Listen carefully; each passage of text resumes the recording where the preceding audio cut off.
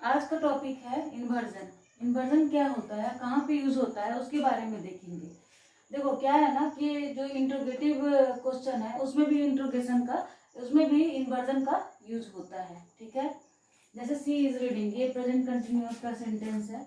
जब इसको interrogative question interrogative sentence बनाते हैं तो सबसे पहले क्या होता है, सब आपका वर्ब आता है, उसके बाद सब्जेक्ट आता है। ठीक है ना, तो ये भी एक इंट्रोगेटिव क्वेश्चन जब बनाते हैं वो भी एक आपका इन्वर्जन ही है, लेकिन उसमें इंट्रोगेटिव मार्क आता है। लेकिन कुछ सेंटेंसेस होते हैं जिसमें इंट्रोगेटिव मार्क नहीं रहेंगे लेकिन सेंस वही निकलेगा, और वहाँ पर हम लोग इन्वर्जन का यूज करते हैं। जैसे कि सी ओनली स्पीक्स हिंदी। ठीक है, ये प्रेजेंट इंडेफिनिट का सेंटेंस है, और प्रेजेंट इंडेफिनिट का सेंटेंस में हम लोग वर्ब क्या यूज करते हैं, डू और डज। यहाँ पर तो वर्ब है नहीं, ये ओनली पहले आएगा सेंटेंस में, तब आपका यहाँ पर इन्वर्जन यूज होगा।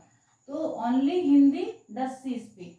ठीक है, डज लगा क्योंकि थर्ड पर्सन सिंगुलर सब्जेक्ट है यहाँ पर, तो यहाँ पर आपका हेल्पिंग वर्ब होकर डज लगेगा। ठीक है, does she speak, only only के साथ स्टार्ट हुआ है। Radha will never betray you, Radha तुम्हें कभी धोखा नहीं देगी। नेवर से स्टार्ट करेंगे, never will Radha betray you, Radha तुमको वो कभी भी तुमको राधा धोखा नहीं देगी। ठीक है, हियर कम्स द बस, यहाँ पर बस आती है, तो ये हियर से स्टार्ट है, और यहाँ पर आपका हेल्पिंग वर्ब नहीं है, तो यहाँ पर मेन वर्ब आ जाएगा, हियर कम्स द बस। ठीक है, ये नाउन है और ये आपका वर्ब है, तो वर्ब आपका एडवर्ब के बाद ये आएगा। ठीक है, जब एडवर्ब से स्टार्ट करते हैं तो हम लोग इस तरह से आपका वर्ब आता है, और यहाँ पे हेल्पिंग वर्ब नहीं था इसलिए ये आया। ठीक है, she rarely goes to the gym, वो मुश्किल से ही वो जिम जाती है। ठीक है, अगर रेयरली ये पहले आया एज ए एडवर्ब, तो rarely does she go to the gym, आपका यहाँ पर क्या होगा, डज कहाँ से आया, ये आपका प्रेजेंट एंड डेफिनिट का सेंटेंस है, तो आपका डज हो जाएगा यहाँ पर हेल्पिंग वर्ब। डू डज होता है ना helping verb present and definite में, वही चीज़ है यहाँ पर। ठीक है, और यहाँ पर ये जो गोज है यहाँ पर गो हो जाएगा, क्योंकि डू डज डिड के साथ हम हमेशा V1 लगता है, ये V1 है, ये गोज का गो हो जाएगा। ठीक है, he neither likes ice cream nor cake, neither और नॉर के साथ जो सेंटेंसेस होते हैं, अगर आप नाइदर से स्टार्ट करते हैं सेंटेंस को, यहाँ पर तो पहले सब्जेक्ट आया है इसलिए एज इट इज है आपका, ही ना तो वो आइसक्रीम पसंद करती है ना ही वो केक पसंद करती है, तो अगर नाइदर को पहले लाते हैं तो नाइदर डज हो जाएगा। ठीक है, नाइदर के बाद डज होगा, क्यों, ये प्रेजेंट एंड डेफिनिट का है, और यहाँ पर उसके बाद वर्ब आएगा। ठीक है, तो प्रेजेंट इंडेफिनिट का सेंटेंस है तो पहले ये आपका डज हो गया यहाँ पर ही, और लाइक्स का लाइक हो जाएगा, क्योंकि डू डज डिड के साथ आपका हमेशा V1 आता है, आइसक्रीम नॉट केक। ठीक है, नाइदर से स्टार्ट हुआ sentence. He is such a talented singer, वो बहुत ही टैलेंटेड सिंगर है। अगर आप सच्चे से स्टार्ट करते हैं, such a talented singer he is. ठीक है, इस तरह से होगा। I were a king I would help you, अगर मैं राजा होता तो मैं आपका हेल्प करता, है ना। तो यहाँ पर वर जो है पहले आया है, और इसको सेम मीनिंग निकलेगा इस सेंटेंस का, क्योंकि ये आपका इन्वर्जन हुआ है। ये जो वर है पहले आ जाएगा सब्जेक्ट से पहले, were I a king I would help you, अगर मैं राजा होता तो मैं आपका हेल्प करता। ठीक है,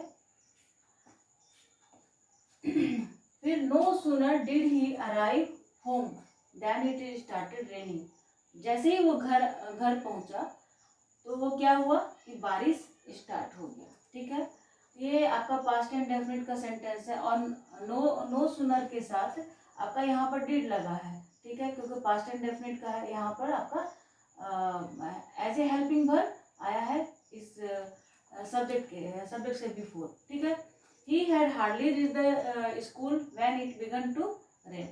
ठीक है, ये आपका क्या है, नो सूनर के साथ आपका देन आया है, ये आपका कंजंक्शन है। कंजंक्शन में इस तरह से पेयरिंग होता है, नो सूनर के साथ देन, हार्डली के साथ आपका व्हेन, और बिफोर भी यूज कर सकते हैं। फिर देखते हैं यहाँ पर सेंटेंस, तो यहाँ पर आपका हेल्पिंग वर्ब पहले आया है, जैसे ही वो पहुंचा तो बारिश स्टार्ट हो गया। ठीक है, he had hardly reach the school when it began to rain. जैसे ही वो स्कूल पहुंचा तो वहाँ पे बारिश शुरू हो गया। तो हार्डली के साथ आपका यहाँ पर व्हेन यूज हुआ है। और जब ये जो सेंटेंस इस तरह से बनेगा, ठीक है, जैसे सिंपली हम लोग बनाते हैं, ठीक है। हैड आया, पहले सब्जेक्ट है, उसके बाद हैड आया है, ठीक है। यहाँ पर कोई इन्वर्जन नहीं हुआ है, नॉर्मल है, क्योंकि हार्डली और व्हेन का जो combination as a conjunction use हुआ है तो आपका सेंटेंस के बीच में यूज हुआ है। लेकिन जब हार्डली से आप स्टार्ट करते हैं तो ये जो आपका वर्ब, ये जो है वर्ब है, हेल्पिंग वर्ब, वो हार्डली के बाद आएगा और सब्जेक्ट से पहले। Hardly had he reached the school when he began to rain, ठीक है। She not only sings but also dances. वो ना सिर्फ गाती है बल्कि वो डांस भी करती है। तो यहाँ पे पहले आपका यहाँ पर क्या होगा, नॉट ओनली, अगर इसको बनाते हैं not only sings she but also dances, ठीक है ना। क्योंकि आपका जब नॉट ओनली से स्टार्ट होगा तो उसके बाद आपका सबसे पहले वर्ब आएगा, उसके बाद आपका हेल्प में सब्जेक्ट होगा। He walked slowly through the dark forest. वो डार्क फॉरेस्ट में धीरे धीरे चला, ठीक है।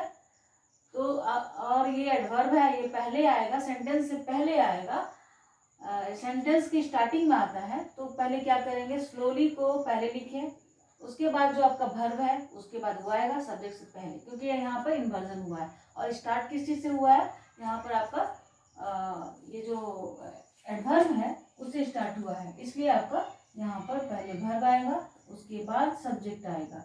क्योंकि हम लोग जो भी सिंपल सेंटेंस बनाते हैं तो उसमें एसवीओ यूज होता है, लेकिन इन्वर्जन में क्या होता है, पहले वर्ब होता है और उसके बाद सब्जेक्ट होता है। इसमें क्या है, एसवीओ का मतलब, इसमें इन्वर्जन में हो गया ये चीज़, और ये सिंपल जो सेंटेंसेस बनाते हैं, एसवीओ मतलब सब्जेक्ट वर्ब ऑब्जेक्ट, ठीक है।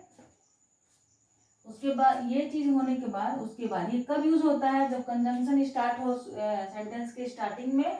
और जो पेयरिंग वाला जो सेंटेंस ये है, नो सुनर, जिसके साथ कॉम्बिनेशन देन है, अगर ये स्टार्टिंग में है तो इस तरह से आपका वर्ब पहले आएगा।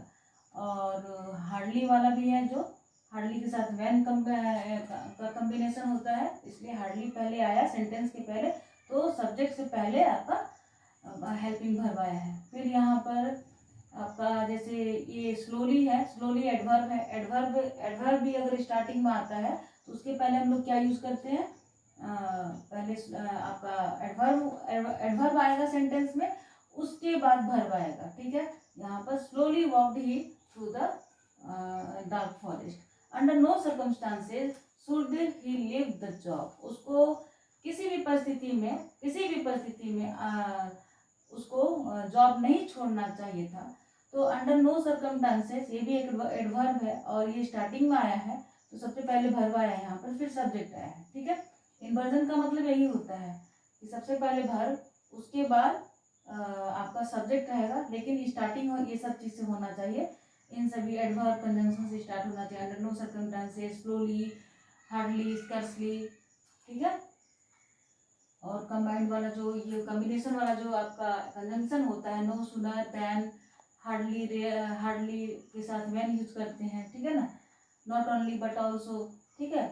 और यहाँ पर अंडर नो सर्कमस्टेंसेस, ये आपका एडवर्ब हुआ तो इसके साथ पहले आपका हेल्पिंग वर्ब होगा, उसके बाद सब्जेक्ट, उसके बाद आगे का जो भी सेंटेंस में लिखना है वो, ठीक है। सो फार एज नो आई, जहाँ तक मुझे पता है, अगर इसको इसका सेंटेंस में स्टार्टिंग होता है इसी ये से आपका एडवर्ब से, तो as far as know I ये नहीं होगा, as far as I know, as far as know I the meeting is still on, ठीक है।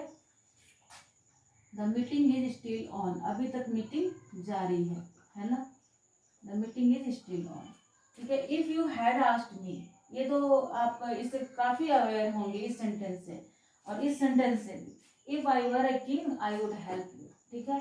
ये पास्ट, ये सेकेंड कंडीशनल सेंटेंस का है और इसमें भी आपका जो हेल्पिंग वर्ब है पहले आया है सब्जेक्ट से पहले, और मीनिंग सेम होगा, और इसको यहाँ पर इन्वर्जन हुआ है और मीनिंग सेम होगा, वर्ब पहले आ गया सब्जेक्ट से पहले, उसके बाद आगे का जो भी वर्ड है वो लिखेंगे हम लोग सेंटेंस में। उसी तरह से if you had asked me I would have told you, अगर तुम मुझसे पूछे होते तो मैं तुम्हें बताया होता। ठीक है ना। ये आपका कंडीशनल थर्ड का है। और ऑलरेडी हम लोगों ने पढ़ा है कंडीशनल थर्ड के बारे में कि इस तरह से स्ट्रक्चर होता है पास्ट परफेक्ट, उसके बाद वुड हैव के साथ आपका V3 इस तरह सेंटेंस बनाते हैं। अगर तुमने मुझसे पूछा होता तो मैं तुम्हें बताया होता। यहाँ पर भी आप क्या कर सकते हैं, ये हैड जो है इस सब्जेक्ट से पहले आएगा और एज इट इज सेंटेंस को लिखेंगे। और इन सभी सेंटेंस में जब हेल्पिंग वर्ब को पहले लाते हैं तो इसमें आपका इंट्रोगेशन का मार्क नहीं होता है, ये चीज नहीं होगा। केवल इंट्रोगेटिव सेंटेंस में होगा जिसको क्वेश्चन इन्वर्जन, इन्वर्जन इसमें भी हुआ है लेकिन इसको क्वेश्चन इन्वर्जन बोलते हैं। लेकिन जो सेंटेंसेस आपका एडवर्ब और कंजंक्शन से स्टार्ट होगा वहां पर इंट्रोगेटिव मार्क्स ये नहीं आएगा, इंट्रोगेटिव मार्क नहीं आएगा। ठीक है। तो इसको कैसे बना सकते हैं, हैड यू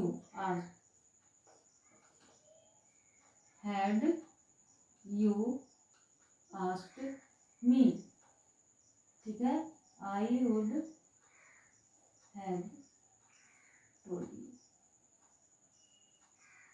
है ना। सेम मीनिंग होगा, एक को हटा देंगे, इस हेल्पिंग वर्ब को पहले लाएंगे सब्जेक्ट से पहले, इन्वर्जन हो गया यहाँ पर, सेम मीनिंग हुआ। दैट्स ऑल, यही इन्वर्जन था। Thanks for watching the video.